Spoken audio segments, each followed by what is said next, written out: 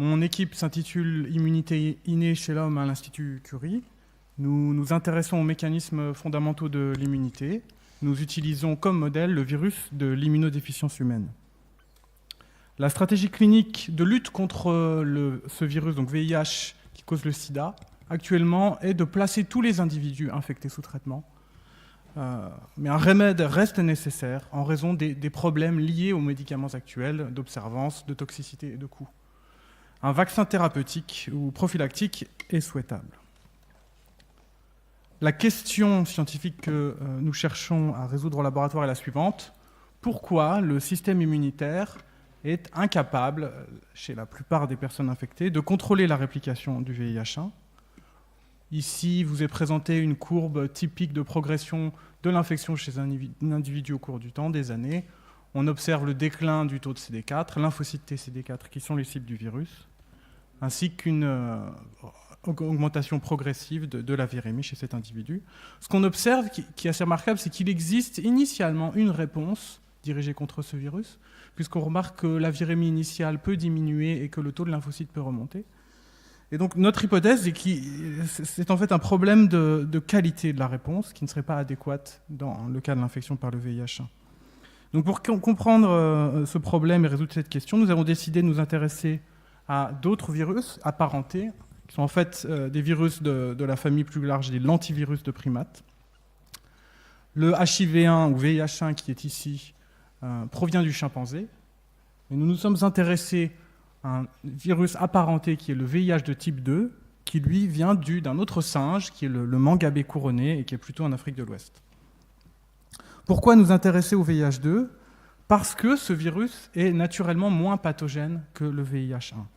Donc ici, je vous rappelle les paramètres que l'on connaît tous de l'infection VIH1.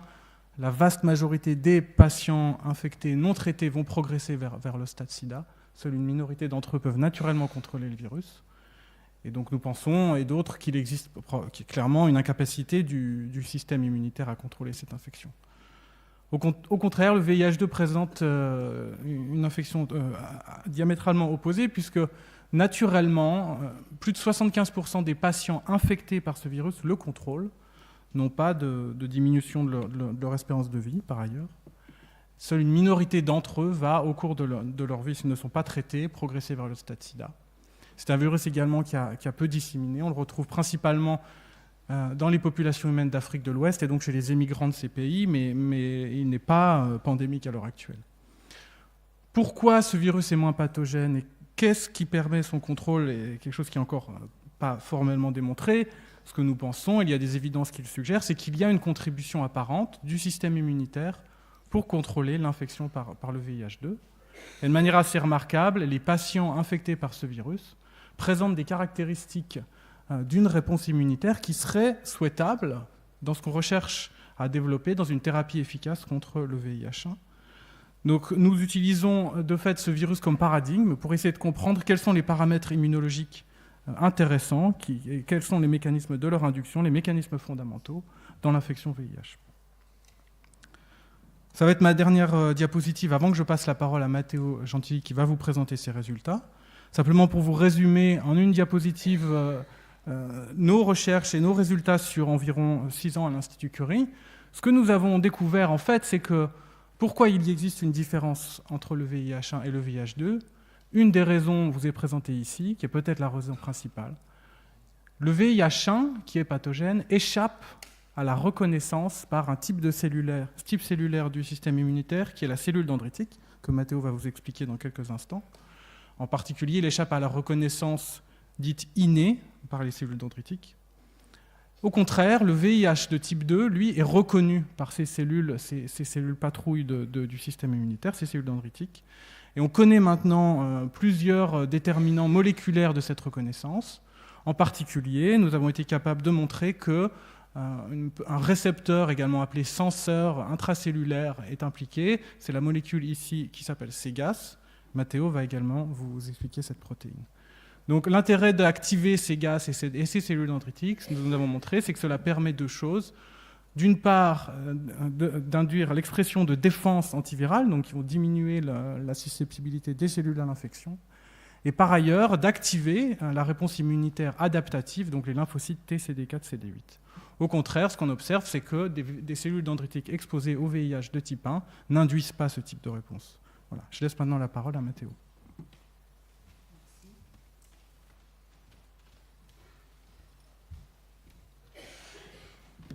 Bonjour à tous. Je voudrais d'abord remercier Daniel Choquet et Pascal Cossard pour m'avoir sélectionné et pour me permettre de présenter aujourd'hui. Et je voudrais aussi remercier les membres de l'Académie des sciences et toutes les personnes présentes. Et je vais vous épargner mon français et j'irai présenter mon travail en anglais. So, the subject of my work revolves around the communication, the intercellular communication between cells. So, communication in a multicellular organism is crucial for various aspects of a multicellular organism, such as, for example, in the onset of an infection, an infected cell has to communicate its infected state to the neighboring cells and to the cells of the immune system. This communication of the state of the infected cell will lead to protection of the neighboring cells and the instruction of an effective immune response that will lead to elimination of the pathogen. So one of the most important cells in the innate immunity system is the dendritic cell, as Nicola said before, introduced before. And it's the cell that we're mostly studying in the lab. So dendritic cells are particular in the innate immunity panorama because they are equipped with a plethora of sensors that makes them capable to recognize the presence of pathogens in different ways. So when the dendritic cell is aware that there's a pathogen infection, the dendritic cell gets activated, and the activation of the dendritic cell will lead to various responses that will activate the adaptive immune branch of the immune system and will lead to an effective immune response against an infection. So one way to sense the presence of a pathogen is the presence of DNA in the cytosol of a cell. Usually, normally, in our cells, DNA is confined in the nucleus and in mitochondria. And the presence of DNA in the cytosol is linked to the presence of a pathogen usually. So one way that this cell has to detect the presence of DNA in the cytosol is to use the sensor cGAS. cGAS is a cytosolic DNA sensor that stands for cyclic GMP-AMP synthase and has been recently identified to be a crucial molecule in response to different pathogens, like viruses such as herpes simplex virus 1, vaccinia virus, human CMV, and HIV, that will be mostly the subject of my presentation. Bacteria such as Listeria monocytogenes or Mycobacterium tuberculosis. And the dysregulation of this pathway has also been implicated in autoimmune diseases such as Aicardi-Goutieres syndrome. So cGAS is quite peculiar in the innate immunity panorama because it's, in addition to be a cytosolic sensor for DNA, it couples the ability to sense DNA to an enzymatic activity. So when this protein binds to DNA, the enzymatic activity of cGAS is activated, and this protein, through ATP and GTP, is able to synthesize a second messenger that is a small molecule called cGAMP. That stands for cyclic GMP-AMP. So this small second messenger is the ligand for an adaptor protein that is called STING. The binding of cGAMP to STING will lead to the activation of dendritic cells with the consequent instruction of the adaptive immune branch of the immune system, and will lead also to the activation of a type 1 interferon response that is antiviral and protective against an infection. So given the central role played by cGAS in the dendritic cell in recognition of cytosolic DNA, we thought to see how this pathway was regulated in the dendritic cells by altering the expression levels in these cells. So in order to genetically modify and play with dendritic cells, lentivirus has to be produced, and this lentivirus will encode for the genetic information of interest that will be inserted in the dendritic cell. In order to produce these lentiviruses, lentivirus-producing cells are transfected with different plasmids, and like this, what you obtain is a virus that encodes for the genetic information that you want to transduce. And this virus is used to infect monocytes that are freshly isolated from blood from healthy donors, and these monocytes are then differentiated in dendritic cells that are going to bear the genetic information coded in the virus. So to our surprise, when we are trying to transduce cGAS in dendritic cells, we were seeing an activation of the dendritic cells as shown by the upregulation of the molecule CD86. CD86 is an hallmark protein for dendritic cell activation that is crucial for the activation of the adaptive immune branch of the immune system. So we started to wonder what was this component activating the dendritic cells, and we thought we wanted to exclude that this activation was due to the genetic material coming from the virus. In order to exclude this possibility, I have produced lentiviral particles devoid of the genetic material, and I express cGAS directly in the lentivirus-producing cells, so the genetic information is not encapped inside the lentivirus produced. These lentiviral particles were then used to infect dendritic cells. But no genetic information will be transferred. And even these lentiviral particles were able to still activate dendritic cells as the full lentiviral particles. This means that the genetic information for cGAS is not required in order to see this activation of dendritic cells. So we started to wonder what was this activating component present in the supernatant of cells that are expressing cGAS, where cGAS is activated, and there are budding viruses.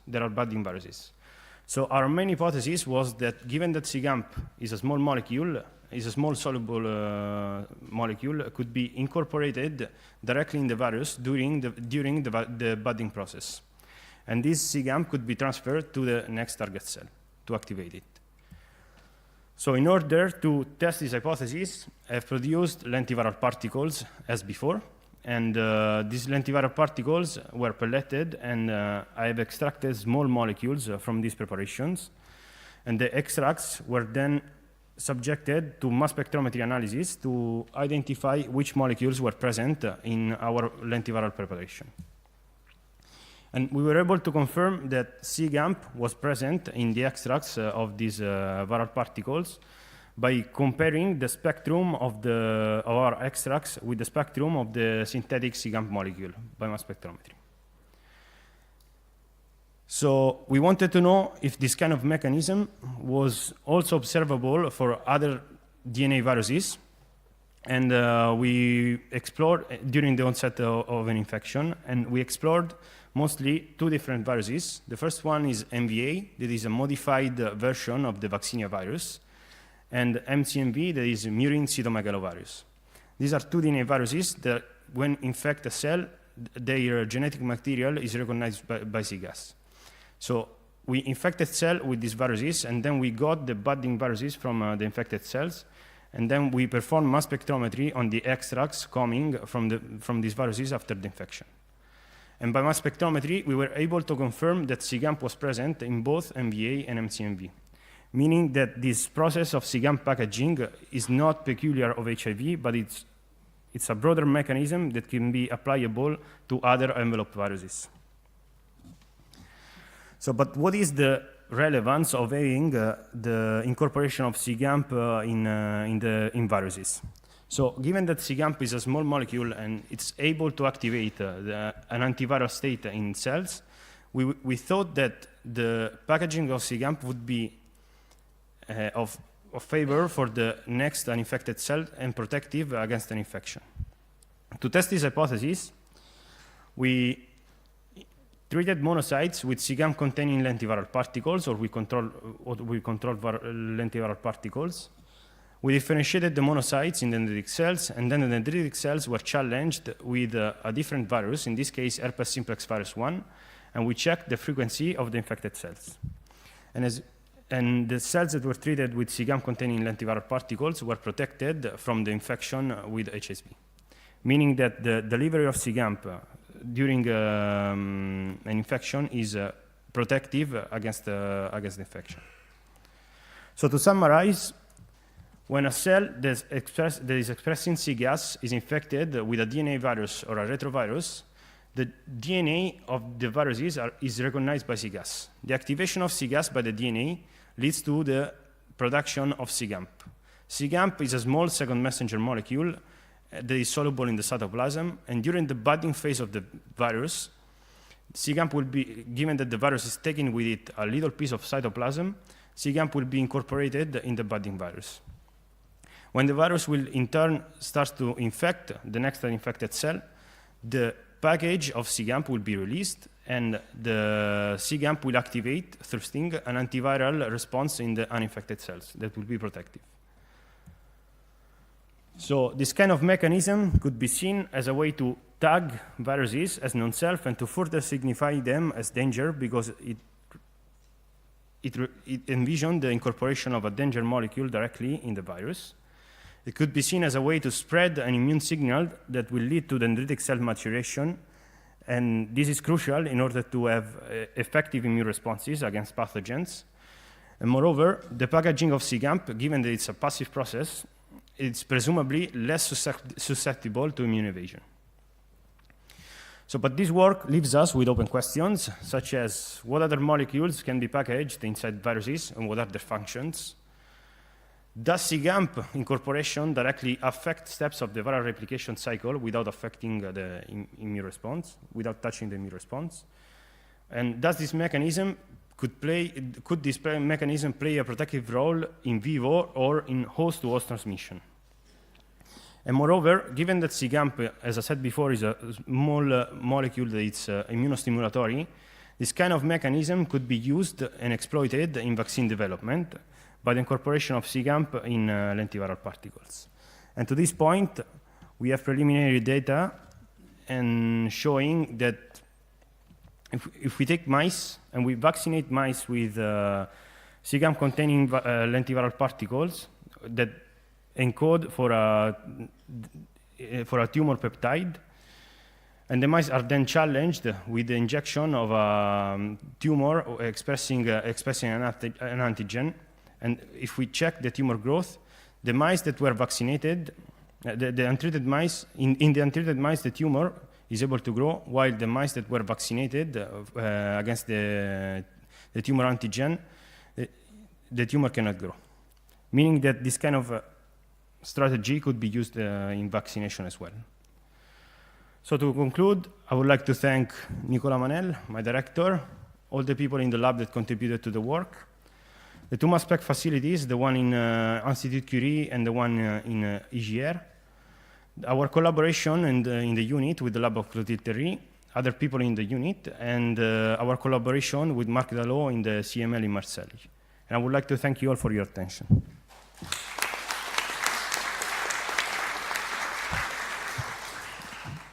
Bien, merci. Question. Oui, Jean-François. May I ask you whether cGAS-mediated activation of dendritic cells has any specific features compared to other ways of activating dendritic cells or inducing their maturation? So the cGAS activation is leading to an antiviral response as for the activation of other receptors like TLRs or RLRs in the cytoplasm. The peculiarity of the activation of cGAS is that the activation relies on the small second messenger, cGAMP, and this small second messenger is soluble. And it has been shown, for example, that in tissues where cells are connected through gap junctions, the infection of one cell will lead to the activation of cGAS. cGAMP will be produced, and cGAMP will diffuse in the tissues through gap junctions. And this diffusion of cGAMP will be protective for the neighboring cells. This is the advantage compared to other TLRs or RLRs, for example.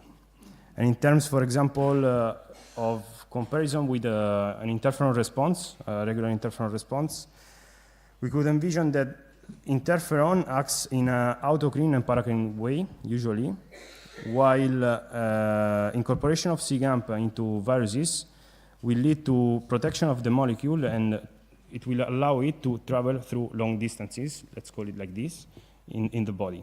So this is the kind of advantage compared to interferon. Your boss presented HIV-1 and 2.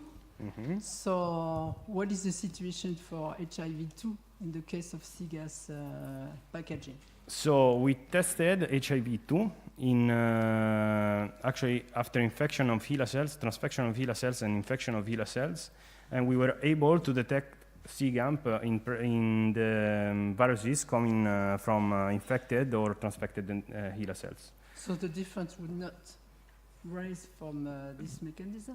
The difference is before this mechanism, because HIV-1 in the dendritic cell cannot be recognized because HIV-2 expresses as an accessory protein that relieves a restriction step, relieves MHT1, and MHT1 is present for HIV-1.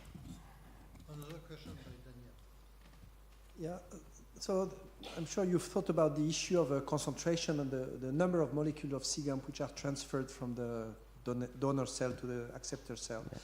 So could you measure the concentration of SIGAMP in the viral particle, and is there any kind of concentration, accumulation mechanism in the viral particles of SIGAMP? So accumulation, I don't think so, because we were able to see SIGAMP presence also in extracellular vesicles, even without the presence of viruses. So I don't really think this is an active process that is concentrating SIGAMP in viral particles. What I'm thinking is that, yeah, this is a passive diffusion. It's just the virus that is budding and it's taken with it a little piece of cytoplasm. In terms of quantification, we tried to set up a mass spec assay to quantify SIGAMP, but we didn't go further with it. I have only quantified indirectly the level of SIGAMP in the viral particles. Because I guess that when the viral particle actually fuses in the acceptor cell, the actual dilution is tremendous, right? So the actual number and final concentration of SIGAMP in the acceptor cell is going to be very, very low. Yeah, I think so. But SIGAMP is really active in terms of response, and you also have to envision the fact that, for example, for HIV, most of the viruses that are coming out after an infection are non-infective. So even if the cells are not getting infected, the cells are getting activated by the SIGAMP that is delivered by the non-infective viruses. But in terms of concentrations, we didn't quantify the concentration of SIGAMP in the viruses, and we couldn't quantify even the concentration of SIGAMP in the receiving cells. The enzyme is never packaged? The enzyme itself is never there? We checked actually in concentrated preparation of viruses, and we were never able to detect C-gas by Western blot, but Western blot is not really sensitive in this case. Y a-t-il d'autres questions? Oui, Eric. To ask you briefly, I think that you mentioned the transfer of the ligand goes through gap junctions. Yeah. That's interesting. Yeah, there's. What? Sorry. Could you expand a little more on that? Yeah, there's a Nature paper published by the group of Veit Hornung, and what they're showing is that during the onset of an infection, Yeah. C-gas is getting activated. The cell is full of SIGAMP, and they're not able to follow the molecule, but they follow the gap junctions indirectly, but they're able to follow the activation of STING in the neighboring cells in a tissue. So if you reduce the transfer via gap junction, for example, in low pH, did you have a reduction of the transfer? I've never tested. You never so tried them? No, so I cannot say. and it was never tested in the other paper. But that means that the molecule is small, in this, as a, how many Dalton? It's 675 Daltons. Huh? 675 Daltons. Okay. Thank you very much. You're welcome. Eric, Yeah, the enzymes degrading CGAMP, are they known and where are they? So it has been described in literature an enzyme called ENPP1 that is degrading CGAMP, but it's what's been shown in literature. This enzyme works at pH 8, and it's usually present in the lumen of the ER or in outside of the not of the nuclear membrane, sorry, of the cellular membrane. So there's this problem of pH for the enzyme, and there's also this problem of localization because CGAMP is going to be cytosolic, given that CGAS is cytosolic. Until now, except of this enzyme, there's nothing described degrading CGAMP.